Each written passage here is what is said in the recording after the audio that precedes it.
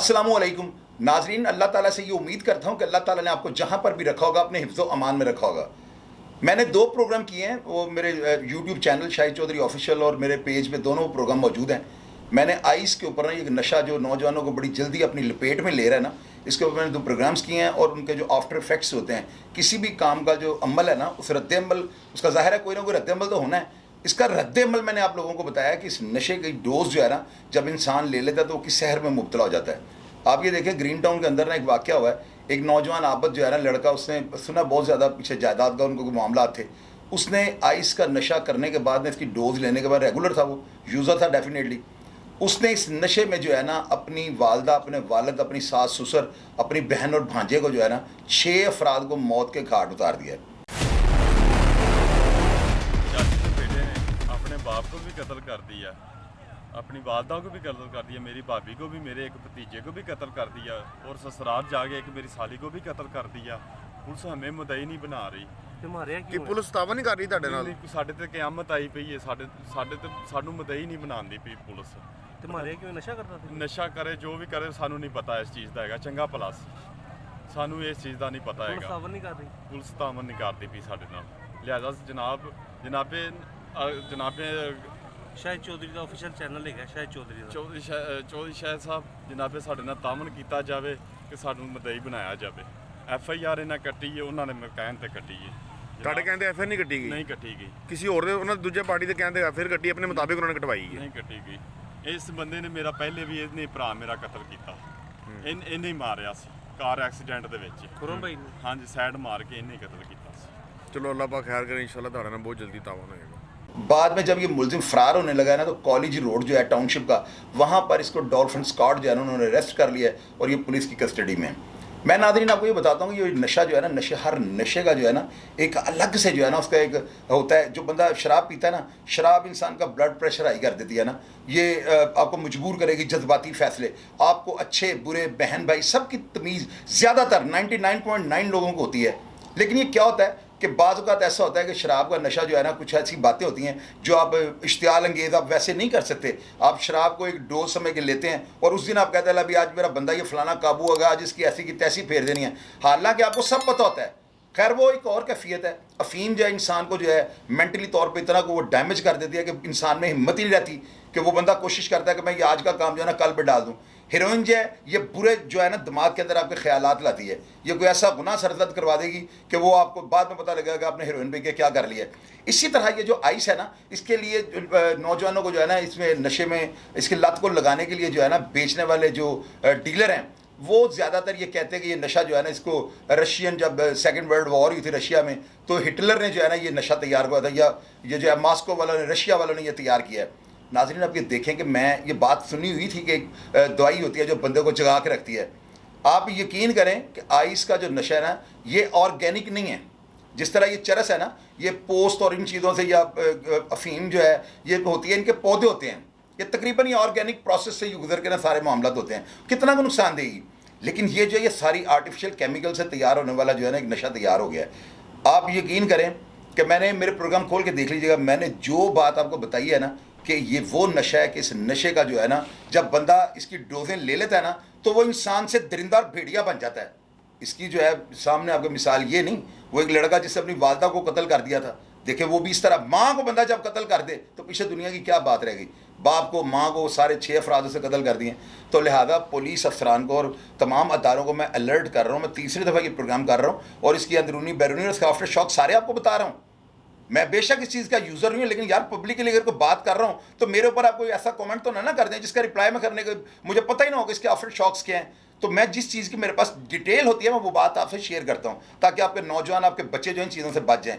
Ice जो है ना, इससे परहेज़ करें। और अगर आपका कोई बच्चा, आपको पता लगता है घर में एनर्जी सेवर शॉर्ट हो रहा है, बच्चा सोता नहीं, खाना नहीं खा रहा, इसका मतलब बच्चे को चेक करवाओ, आइस के नशे में लग चुका हुआ है। और इसकी एक्सेस ये है, बंदा कुछ भी कर सकता है, ये बात याद रखिएगा। और ये लम्हा फिक्रिया दारों के लिए सवालिया निशान है इनकी कारकर्दगी पे। मैं 12 दफ़ा कहता हूँ कि 1 ग्राम आइस अगर किसी शख्स से बरामद होती है तो उसको 25 साल सजा दें, ताकि लोग इस क्राइम को करने से डर जाएं।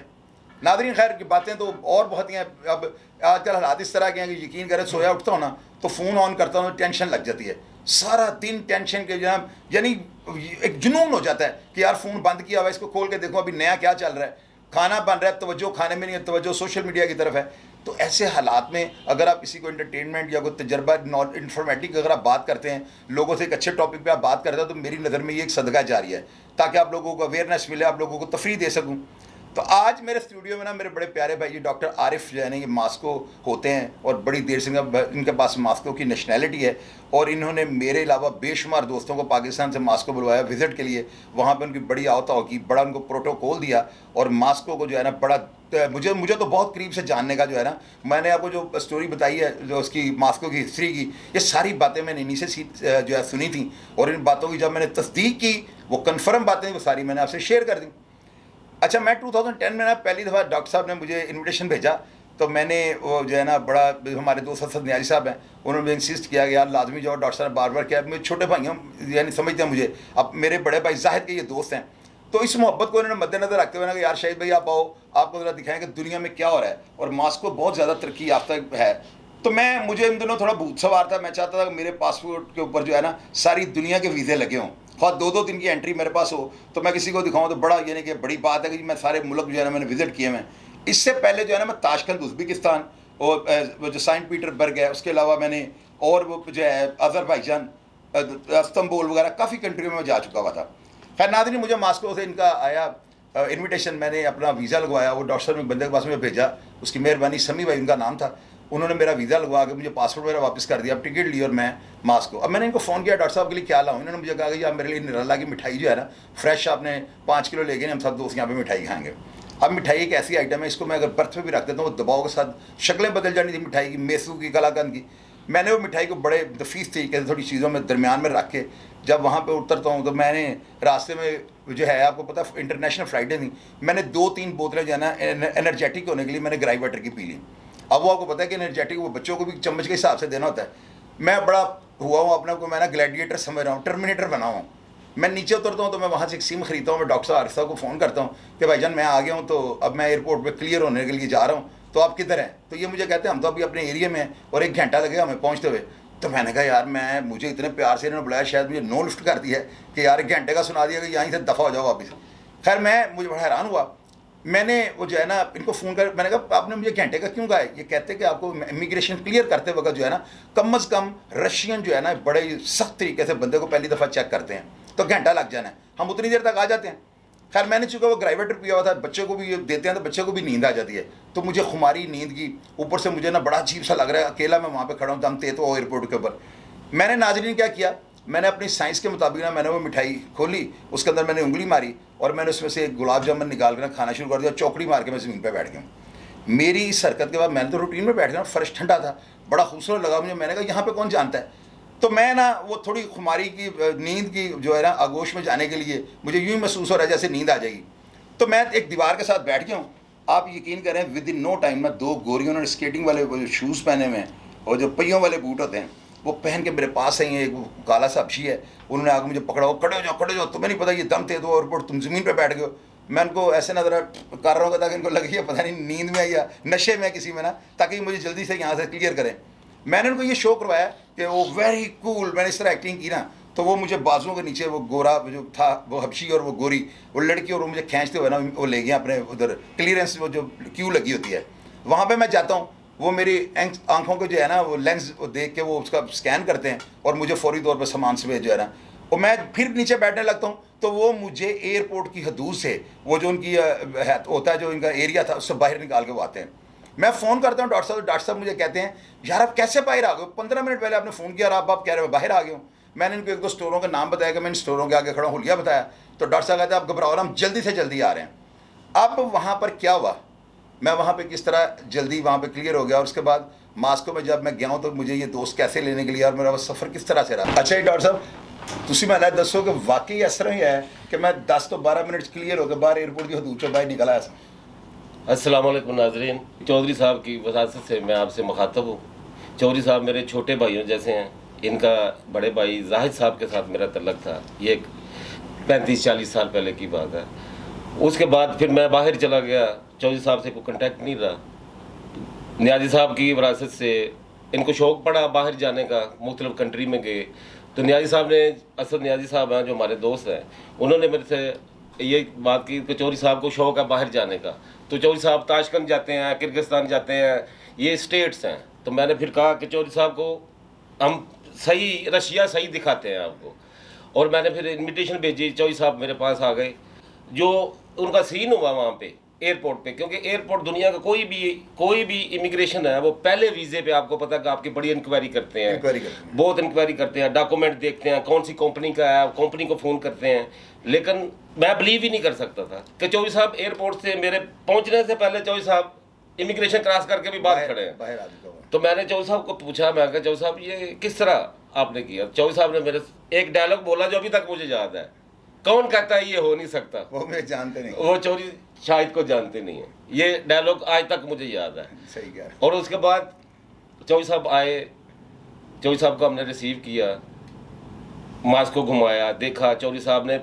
अब आप चौधरी साहब बताते हैं कि चौधरी साहब ने क्या फ़र्क देखा दूसरी कंट्री में और मास्को के अंदर। मैं सबसे पहले तो आप नाज़रीन, मैंने अब मेरा वो प्रोग्राम देखा जो गेट टुगेदर आमिर भाई इनके घर जो हमने पिछले जो पार्टी किया ना, वहाँ पे मैंने इंग्लैंड के अपने दोस्तों से शिकवा किया कि वो मैंने आपको बताया कि मैं ब्रॉडवे कसिनो में खड़ा था। तो जब मेरा दाव आता था कोई वहाँ पे, मैंने आपको बताया गैम्बलिंग कर रहा था, मैं बाहर का मुल्क था। मैंने कहा यार यहाँ पे ज़रा हम भी रोलर मशीनों में खड़े हो तस्वीरें वगैरह उतार लें। तो बस इसी चक्कर में हो जाए ना, तो वो भी प्रोग्राम आप देखिएगा। लेकिन यहाँ पर जो है ना, बड़ा एक इस तरह लग रहा था मुझे जैसे मैं अपने भाई जाहिद को मिलने के लिए मास्को आया हूँ ना। ये मुझे ले गए, इन्होंने मुझे विदनहा पार्क दिखाया है। वहाँ पे जो दुनिया का सबसे बड़ा आसमानी झूला, ये जो बच्चे जिसमें बैठ के झूला लेते हैं, ये मास्को के अंदर लगा हुआ है। और इसका इतनी हाइट है कि आप यकीन करें बादलों के अंदर से जो है झूला होकर वापस आता है, कितना बड़ा होगा वो।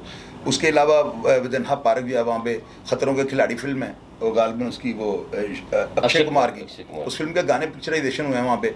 और माइनस मेरा है गालिबन 12 था वहाँ पे टेम्परेचर ना मास्को के अंदर। और डॉक्टर आरिफ साहब से पूछे कि बर्फ़ के अंदर लेट कर, यानी कि अंडरवेयर मैंने पहना हुआ है और मेरे दोस्त मलिक हसन हैं, उन्होंने भी अंडरवेयर पहना हुआ है, और हम बर्फ़ के अंदर लेट जाते हैं, बर्फ़ के अंदर हमें दबा दिया जाता है और सिर्फ हमारा सर बाहर है। और वो वीडियोज़ हमने अभी, तो वो हमें नहीं पता था कभी हमारे लिए बड़ी कीमती होंगी, वो ज़ाया हो गई हैं, ये पता नहीं किधर हैं। तो इस तरह का वो जो था ना, राजा रेस्टोरेंट था वहाँ पे, एक अलीब भाई थे वहाँ पे, उस्ताद शफीक होते थे, इस तरह 2-3 भाई थे, उनका वो रेस्टोरेंट था। डॉक्टर साहब ने हमने वहाँ पे रात को चले जाना, पूरे पाकिस्तानी, वहाँ पे इतने ज़्यादा पाकिस्तानी नहीं हैं उस वक्त। जो थे डॉक्टर साहब ने मुझे बताया था कि 500 के करीब पूरे मास्को के अंदर जो है ना पाकिस्तानी वहाँ पे थे, क्योंकि वहाँ पे कष्ट बड़ा काटना पड़ता था। आपको सेकंड ऑप्शन कोई नहीं होती, रशियन लैंग्वेज ही आपने बोलनी है, अदर किसी और दूसरे कंट्री में आप चले जाएँ सेकंड ऑप्शनें बड़ी हैं। आप अपनी जो है ना, कोई अगर आपको माल्टा चाहिए आप उसको, तो यहाँ पे बड़ी प्रॉब्लम्स होती हैं। सेकंड ऑप्शन रशियन तो और कोई बोली बोलते ही नहीं हैं। तो ऊपर से वो जो है ना, वेदर जो है ना इतना वहाँ पे शदीद होता है, सर्दी इतनी ज़्यादा होती है कि आप यकीन करें कि किसी मैं दुकान से बाहर निकला हूँ ना, तो मेरी गाड़ी की नंबर प्लेट जो है इसके ऊपर बर्फ़ पड़ चुकी है, मुझे नहीं पता ये गाड़ी मेरी है। तो वहाँ से लेके पानी इसके ऊपर फेंकें या कोई और ऐसा तरीका करें, तो बाद में आप देखते हैं कि वो जो उसकी वो जो है ना नंबर प्लेट, वो आपकी गाड़ी नहीं है, फिर दूसरी को साफ़ करें। इतनी शदीद बर्फ़बारी होती है कि अगर आप स्टोर से वापस आए 10-20 मिनट के बाद आपकी नंबर प्लेट सारी बर्फ़ से ढक जानी। मैंने बड़ा इन्जॉय किया। डॉक्टर साहब जो है ये वहाँ पे बाहर के मुल्कों में ना ये बहुत बड़ा होता है, लोग आपको पैसा खर्च कर लेते हैं, आपको खुश कर लेते हैं, लेकिन वहाँ पे टाइम कोई नहीं देता। वो किसी की ड्यूटी लगा देते हैं, यार इनको घुमाना फिराना, ये पैसे ले लो, प्रोटोकॉल आपको देते हैं लेकिन टाइम नहीं देते। डॉक्टर साहब ने जो है ना मुझे टाइम दिया है। आप यकीन करें, इन्होंने जो मुझे जिस तरह से मास्को मुझे दिखाया, मुझे सारे मास्को के बारे में इन्होंने बताया। वहाँ पे M1 जो यूनिवर्सिटी है, दुनिया की सबसे बड़ी यूनिवर्सिटी है M1, यानी मेडिकल की सबसे बड़ी यूनिवर्सिटी मास्को के अंदर है। और उसके इतने कमरे हैं कि वो, आप यकीन करें कि मुझे इन्होंने बताया कि एक कमरे में बच्चे को डालें ना, तो बच्चा 24 साल का होगा, डॉक्टर बन के बाहर आ जाएगा। तो यूनिवर्सिटी के कमरे ख़त्म नहीं होंगे। उस यूनिवर्सिटी के पास से गुजरते हुए मैंने वीडियो बनाई है। तो ये रंगीनियाँ जो होती हैं ना, ये चीज़ें सारी बंदा पैसे से देख लेता है, लेकिन इतने मुखलस और प्यार करने वाले लोग जो आपको ये दुकान पे नहीं जाते थे, इनका जो भी बिजनेस था इन्होंने सब कुछ छोड़ा हुआ था। और जितने दिन मैं 11-12 दिन पहले विजिट पे वहाँ पे रहा हूँ, तो डॉक्टर साहब 11-12 दिन मेरे साथ थे। अभी आप डॉक्टर साहब से ये पूछें कि मैं पहले दिन जब अपने दोस्तों मुझे छोड़ के गया ना, तो इनके दिन में ये बात थी, वहाँ पे ना इकट्ठे इनके काफ़ी सारे कुछ 6-5 दोस्त थे ना, एक बहुत बड़ा रूम था या 2-3 कमरों का एक फ्लैट बना हुआ था। तो डॉक्टर साहब मुझे छोड़ने के लिए मुझे कहते हैं यार सर रात आप गुजारें, कल तक मैं जो है ना मेरे साथ मेरे घर में शिफ्ट हो जाना। मैं रात को वहाँ पे जब आया तो डॉक्टर साहब सब दोस्तों यार चोई साहब को ज़्यादा प्यार में। अब अगले दिन शाम को जब ये आए ना वहाँ पर, तो पूछे वहाँ पे क्या सीन चल रहा था। डॉक्टर साहब दोस्तों ने दसना, ये चौधरी साहब ने वहाँ पे, मैंने तो थोड़ी मुझे ये अपना कंफर्टेबल भी नहीं था कि चौधरी साहब को दोस्तों में मैंने स्टे करवाया, क्योंकि मैंने यही था कि दूसरे दिन चलो चौधरी साहब को एक अलहदा घर में डिपार्टमेंट पे एक अलहदा रखेंगे। लेकिन मैं दूसरे दिन जब आया हूँ तो चौधरी साहब मैंने देखा है कि सब दोस्त चौधरी साहब को सुन रहे हैं और चौधरी साहब उनको बातें सुना रहे हैं।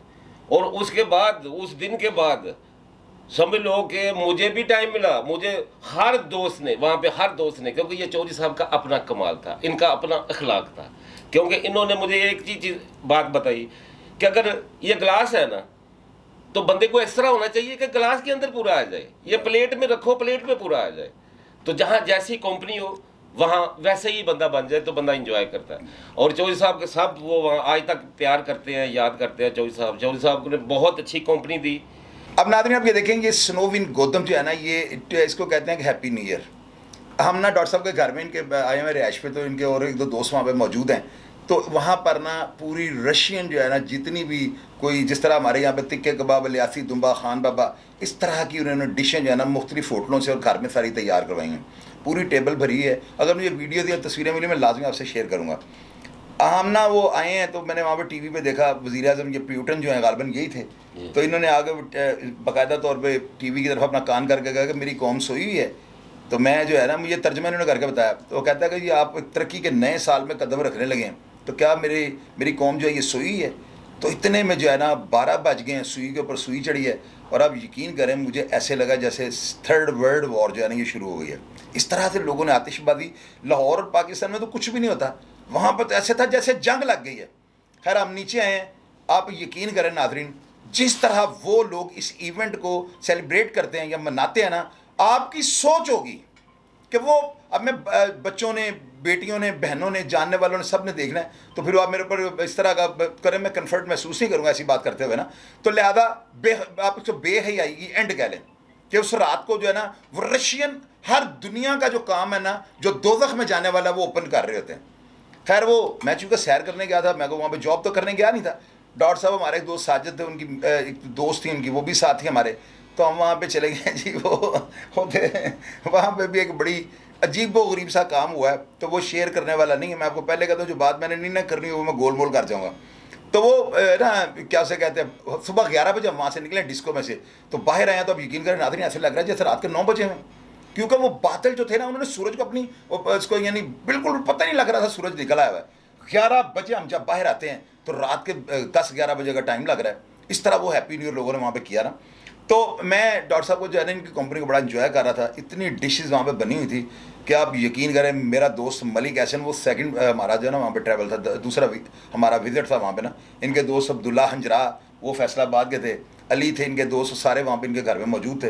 आप यकीन करें नाज़रीन, वो हैप्पी न्यू ईयर जो है ना, मेरी लाइफ के जितने भी हैप्पी न्यू ईयर है ना, उन सबसे ज़्यादा एक अमेजिंग, एक मेरे लिए इतना कुछ ज़बरदस्त एक याददाश्त का एक ताज़ा झोंका। अभी मैं बात कर रहा हूँ, मेरे एक्सप्रेशंस वही हैं ना। तो ऐसे मुखलस दोस्त और भाई जो आपको टाइम दें, क्योंकि ये बाहर के मुल्कों में ऐसा रिवाज नहीं है। हमारे यहाँ पर लोग जो है ना बेवकूफ़ हैं। उसकी रीज़न क्या है? उसकी रीज़न ये है कि अभी मुँह उठा के किसी तरह चले जाते हैं। वहाँ पे ये नहीं है। वहाँ पे डॉक्टर साहब मेरी तरफ आ रहे हैं, अल्लाह इनके पास मेहमान गया, मुझे कॉल कर रहे हैं, उठ गए, हाँ तो शावर ले लिया जी, मैं बाहर हूँ 20 मिनट में, टाइम दे के आपके पास आते हैं। ये कौम वहाँ पे ना, मैंने तो लोगों में यही देखा है। बड़ी मेरी ज़िंदगी में चेंज आया उस विज़िट के बाद ना, क्योंकि पहला मेरा वो विज़िट था ऑफिशियली कह लें, या मैं खुद से यानी कि गया हूँ और मैंने एक ऐसे बंदे के पास गया हूँ जिसने मुझे बड़ा गाइड किया। और उसके बाद मैं जितने भी कंट्रीज़ में, मुझे ऐसे ही लगा जैसे भाटी दे लोहारी जाना। तो ये सब आपके अच्छे दोस्तों की जाना बातें होती हैं। अच्छा डॉक्टर साहब, आप रशिया के अंदर मुझे एक बात बताएं, हमारी जो इस वक्त मुल्की सियासत है, इसके बारे में लोगों की क्या, हमारे पाकिस्तानियों की राय है वहाँ पे? थोड़ा सा ज़रा अंदर की बात बताएं। इनकी अपनी सोच क्या है कि मुल्क में क्या हो रहा है पाकिस्तान में? वो लोग ये सोचते हैं कि जैसे देखें, ये हमारा एक वाक़या हुआ ऐसा कि जो बच्ची को गोलियां मार दी गई। अच्छा। एक छोटी बच्ची को गोली मार दी। अब सोशल मीडिया का दौर है, आप ये मत समझिए कि आपको कोई नहीं देख रहा, पूरी दुनिया आपको देखती है। और जब पूरी दुनिया देखती है तो फिर इस खबर से अंदाज़ा लगाती है कि ये कौम कैसी है। जो सब एक बच्ची छोटी उम्र की, एक बिल्कुल शीर खार है, उसको आप गोलियां मारते हैं, तो हमारा इमेज क्या जाएगा दूसरी कौमों के अंदर? तो इस पे आप जरूर नहीं, लेकिन इसमें ये भी तो देखा ना डॉक्टर साहब, वहाँ पे अमेरिका में उन्होंने गोरे की उसके ऊपर गर्दन के ऊपर गोडा रख उसे मार दिया। इस तरह के वाक़या तो पूरी, लेकिन असल में ना हम लोग मुसलमानों को और पाकिस्तान में थोड़ा सा ना पहले ही हमारी कारकर्दगी और रिप्यूट के ऊपर सवालिया निशान है। आप कहना ये चाह रहे हैं? मैं कहना ये कि ग्रीन पासपोर्ट को लोग जो है ना थोड़ा सवालिया निशान ही इसके ऊपर है ना, जो रियलिटी है।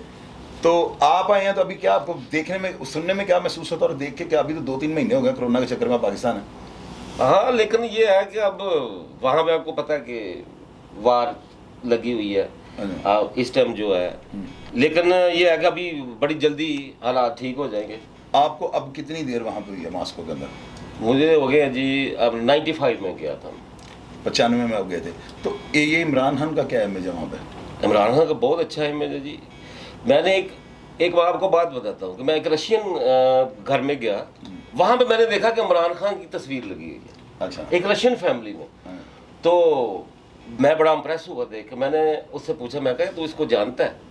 कहता हाँ। मैं कहा ये कौन है? कहता ये वाहिद बंदा है जो अमन की बात करता है। अच्छा। हाँ, उन लोगों को भी पता उन लोगों को भी पता है। कहता है ये वाहिद बंदा जो अमन की बात करता है, इसलिए मुझे पसंद है। अच्छा, ये पिक्चर मैंने इसलिए लगाई है। इन लोगों को पता कैसे लग जाता है? ये पाकिस्तानियों के साथ बैठ के वो उनको ट्रांसलेट करके बताते हैं? नहीं, इमरान नहीं, वो देखें, वो किसी के बारे में भी, कोई भी प्रेसिडेंट है किसी के बारे में, वो पूरी इंफॉर्मेशन इकट्ठी करते हैं। आपको पता है कि आप सोशल मीडिया है, नेट है, हर वहाँ पे कोई ऐसा बंदा नहीं है जिसके पास नेट नहीं है। और दुनिया में सबसे सस्ता नेट रशिया के अंदर है, जो ये फैसिलिटी गवर्नमेंट की तरफ से दी हुई है, क्योंकि इसके बगैर आप सिस्टम नहीं चलता ना। तो हर चीज की इंफॉर्मेशन है। इमरान खान कहाँ पैदा हुआ, कब पैदा हुआ, कितने बहन भाई, कहाँ से जिंदगी हर चीज उसकी डिटेल होती है उनके पास। तो उसके बाद फिर वो अंदाजा लगाते हैं, फिर उसने क्या किया है माजी में। तो जो बंदा अमन की बात करेगा इस दौर के अंदर, नफ्सा नफ्सी के अंदर जो जंगें लग रही हैं, जो जदीद टेक्नोलॉजी पे आ गया, वो हर सिस्टम आ गया, तो जो अमन की बात करेगा तो वो कशिश। अच्छा, मैंने ना वहाँ पे लोगों में ना एक चीज़ जो है बड़ी डिफरेंट देखी है। ये मैंने, क्योंकि लंदन भी आपको पता है कि वो है, तो मैंने ये जो है ना बड़ी इन लोगों में डिफरेंट चीज़ देखी है। वो पता क्या है आपको? पता है मैं अक्सर मेट्रो में भी ट्रैवल कर लेता था कि मैं उधर से उधर चले जाता हूँ, खुद ही मैं इंजॉय करता था। मैंने देखा वहाँ पे लोग ना ट्रेन के अंदर एंटर हुए ना, तो एक बंदा, उसकी 75-80 साल उम्र है, उसने अपनी बुक निकाली है, पढ़नी शुरू कर दी है। सामने एक लड़की बैठी है कॉलेज की, उसने बुक निकाली है, पढ़नी शुरू। उसके बाद नेट का इतना ज़्यादा नहीं था वो। बिल्कुल। तो क्या वजह है? वो लोग बुढ़े भी किताबें पढ़ रहे हैं। उसकी वजह यह है कि इनका जो कम्युनिस्ट का बानी था ना, लेनिन, जिसने जैसे हमारे कायदे आज़म ने कहा था कि काम काम और काम, उसने कहा था दातरी और नहीं, उसने कहा पढ़ो और फिर पढ़ो। अगर आप इतना पढ़ लिख जाओगे तो आप मुझसे नहीं पूछोगे कि मैंने एक जिंदगी में क्या करना है। तो ये लेनिन उनका वो तो कम्युनिज्म का फाउंडर नहीं है? नहीं, वो जो चीजें उसने बनाई हैं, जो अपनी कौम के लिए बनाई हुई है ना, कि तलीम फ्री की थी उस वक्त मैंने 100%। उसका मुजस्मे भी वहाँ पे बहुत ज्यादा। हाँ, बिल्कुल मुजस्मे हैं, स्क्वायर के बाहर भी लगा, हर जगह पे मुजस्मे लगे हुए हैं वो। और उसकी बॉडी पड़ी हुई है वहाँ पे, रेड स्क्वायर में पड़ी हुई है। वो एक अजूबे की मन्नत रखी हुई है उन्होंने कि उसको उसी तरह आप देखोगे ना, जिस तरह लगेगा जैसे अभी उठ जाएगा। आपको याद है हम वो गए थे उधर सूमगुम बाजार में? हाँ, नादरीन, वहाँ पे ना एक बाजार है, सूमगुम नाम है। सुम और गुम, ये सुम और गुम उसका बाजार का नाम है ना।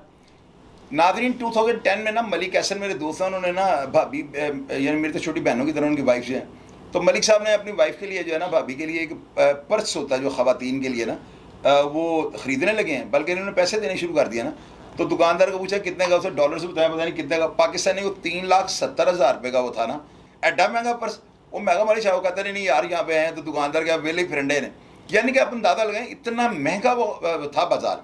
तो मैं हैरान था, लोगों को यहाँ पे अफवाहें यहाँ पे थी कि जी रशियंस जो हैं वो इतने गरीब हैं कि जी वहाँ पे डॉलर फेंके तो लड़कियाँ अपनी आंखों से उठाती हैं। ये जो है ना ताशकंद वगैरह, उज़्बेकिस्तान, मैं वहाँ पे गया, मैंने कहा डॉक्टर साहब मैं और भी रशिया पे, कहते हैं किधर? मैंने कहा उज़्बेकिस्तान। कहते हैं वो पिंडक है, और जेनवन वो चलवाक, ये इधर वो जो था उज़्बेकिस्तान में पिंडी है, यानी मुख्तसर आपको वो समरकंद, बुखारा, ये जितनी भी स्टेट्स हैं, अज़रबैजान, बाकू वगैरह, इनका रशिया के साथ आप मुकाबला नहीं कर सकते। वहाँ पे जो मेट्रो है 500 फुट ज़ेर ज़मीन चलती है, और पूरा एक शहर जो है उन्होंने एटम बम के लिए, अभी देखे ना प्यूटन ने पूरी दुनिया को वक्त डाल दिया हुआ है। आप लोग कह रहे हैं क्या, तो वो भाई उन्होंने पूरा प्लान किया हुआ है। 500 फुट नीचे उनकी मेट्रो चल रही है, और हर 3 मिनट के बाद वहाँ पे ट्रेन आती है, पूरा एक शहर नीचे है। उन्होंने एटम बम के लिए अपना को सिक्योर कर लिया है। एटम बम का मैंने ये खोल के देखा, उसमें वादा तौर पर उन्होंने यूट्यूब पे बताया हुआ है कि अगर आप ज़मीन से 20 फुट नीचे किसी बेसमेंट में चले जाते हैं, दरवाजे बंद कर लेते हैं, तो इसके असरात आपको ऊपर इतना नहीं मुदर, तो वो तो 500 फुट नीचे चले गए हैं। तो उन्होंने अपने आप को जो है ना सेकंड नहीं थर्ड वर्ल्ड वॉर के लिए जो उन्होंने तैयार किया हुआ था। मैं तो रूस को देख के लोगों को ये कहता था कि दुनिया से 300 साल ही आगे हैं, लेकिन अगर लंदन में सेंटर लंदन को देखा जाए तो ये 1300 साल जो है ना आगे चले जाता है रूस से, क्योंकि सेंटर लंदन, वहाँ पे ट्विन टावर, वहाँ पे पार्लियामेंट हाउस उनका, बिलियनर स्ट्रीट, वहाँ पे वो जो है मैडम तुसाओ, वहाँ पे ब्रॉडवे कसीम, ये सारा बड़ा कुछ वहाँ पे है। यानी कि वो बिलियनर स्ट्रीट उसको कहते हैं और वो टूरिस्ट स्ट्रीट है, वहाँ पे आप अपनी गाड़ी लेकर उस एरिया में नहीं जा सकते। अगर उस खिते को यानी सेंटर लंदन को आप बीच में से निकाल दें तो लंदन भी रशिया से 300 साल पीछे है।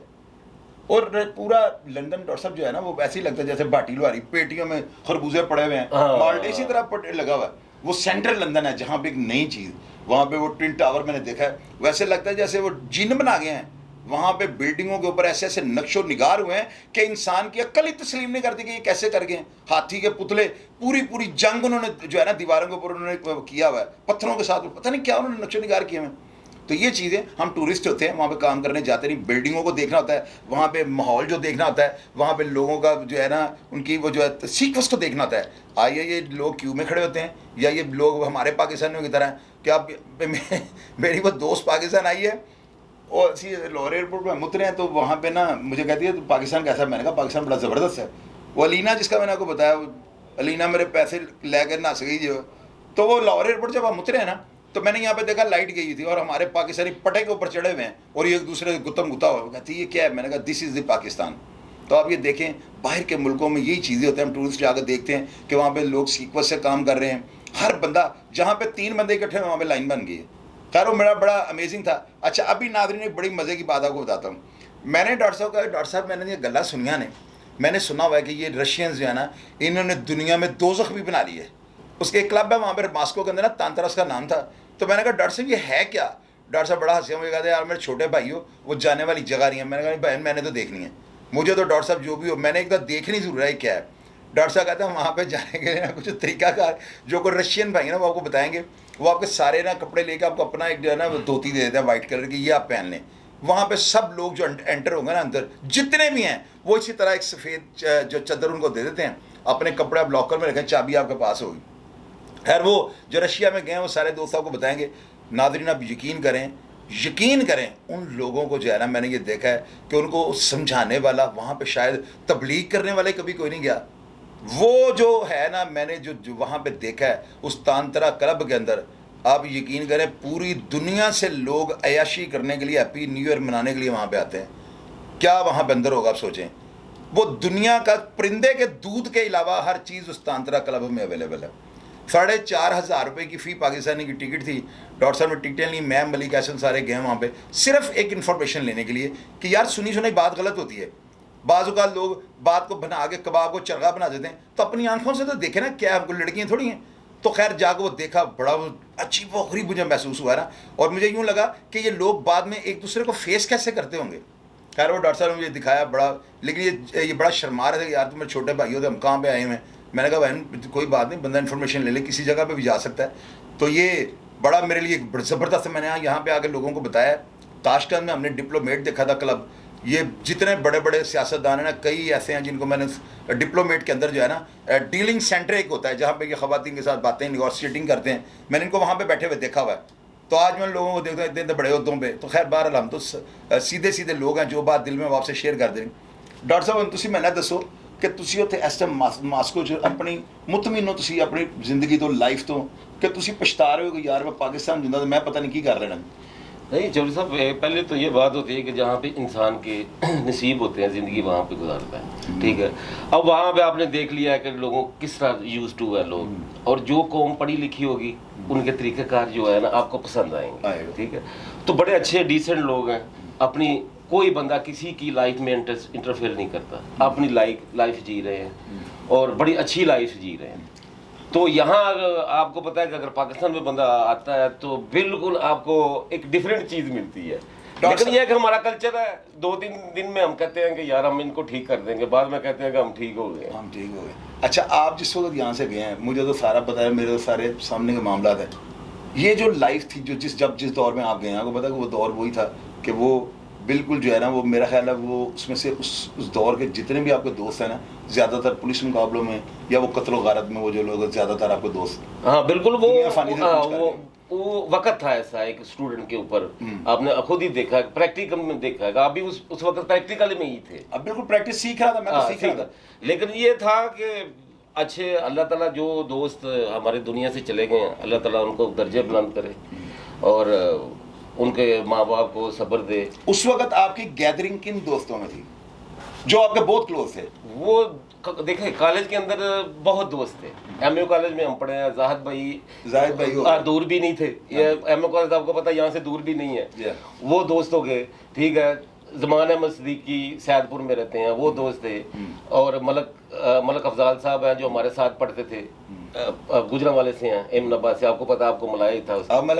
हाँ बिल्कुल, वो बड़ी बहुत सी गैदरिंग थी। और जाहिद भाई का मैंने खुद देखा कि जाहिद भाई इतने अच्छे आदमी थे कि एक दोस्त को थोड़ी प्रॉब्लम हुई, अंगूठी पहनी होती थी उन्होंने एक, वो मेरे सामने उन्होंने अंगूठी उतार के उनको दे दिया, तो अपनी प्रॉब्लम हल कर। आदमी वो था इस तरह, बिल्कुल ठीक कह रहे हैं। अंगूठी आपने देखी होगी उनके पास, क्योंकि मरने से कुछ दिन पहले की बात है, जब वो शहीद हुए हैं ना, कुछ दिन पहले की बात थी। तो ये है कि मैंने उसके बाद जब आपकी लाइफ देखी है कि आपने इतनी स्ट्रगल की है, इतनी मुसीबतें आपने काटी हैं, और जो चेंज मैंने आप में देखा है, अल्लाह ताला आपको इसी तरह कायम रखे और लोगों की सलाह करने के लिए। और मैं नाज़रीन आपको बताऊं कि अगर आप तनकीद करते हो, तनकीद ज़रूर करो, क्योंकि तनकीद के बगैर मज़ा नहीं आता। कोई भी कौम जो है ना, उसको बेहतर बनने के लिए इसके ऊपर तनकीद ज़रूर करो, लेकिन इस तरह तनकीद करो, लफ्ज़ इस्तेमाल करो, अच्छे अल्फाज करो। इससे पता चलता है कि आपकी परवरिश अच्छी हुई है, परवरिश अच्छी हुई है। इन चीज़ों से आपका पता चलता है।